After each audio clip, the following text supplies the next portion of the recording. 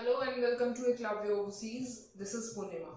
तो कल मैंने आपके साथ एक इन्फॉर्मेशन शेयर की थी जिसमें मैंने स्कॉलरशिप्स के बारे में बताया था और बताया था कि ऐसी कौन सी कंट्रीज हैं या फिर ऐसी कौन सी यूनिवर्सिटीज हैं जो अब्रॉड में एमबीबीएस करने के लिए स्टूडेंट्स को स्कॉलरशिप ऑफर करती हैं। तो चलिए आज डिटेल में बात करते हैं उन कंट्रीज के बारे में।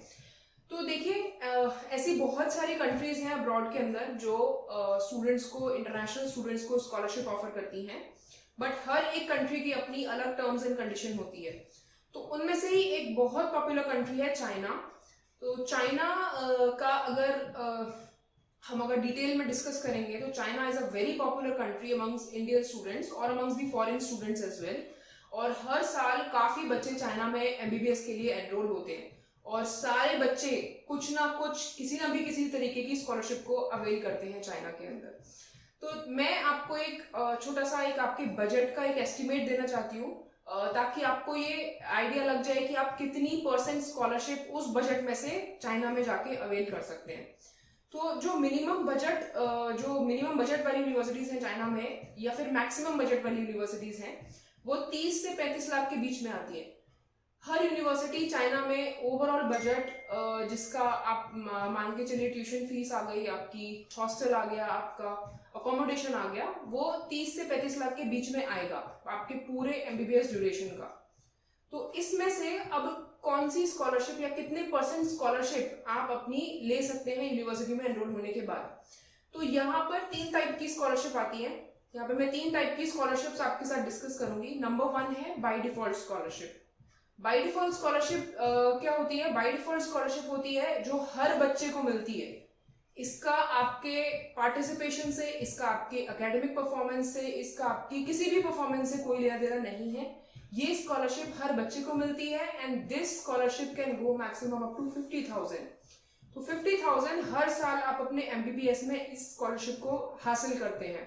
तो this is a very good option for MBBS students in China, because China के अलावा ऐसी कोई भी कंट्री नहीं है एमबीबीएस के लिए जो बाय डिफॉल्ट स्कॉलरशिप हर बच्चे को ऑफर करती है।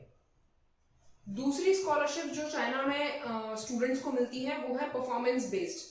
फॉर एग्जाम्पल, अगर आप इंडियन स्टूडेंट हैं और आपने किसी यूनिवर्सिटी में एडमिशन लिया है, लेट्स से आपने नैनजिंग मेडिकल यूनिवर्सिटी में एडमिशन लिया है।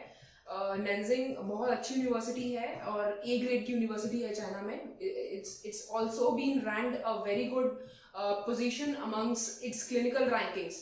तो ये बहुत ही पॉपुलर यूनिवर्सिटी है amongst the students for MBBS.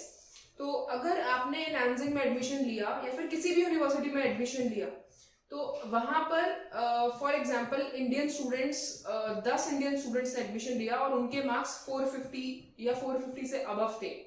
अगर आप उन 10 बच्चों में से एक बच्चे हैं तो आप वो स्कॉलरशिप ले सकते हैं।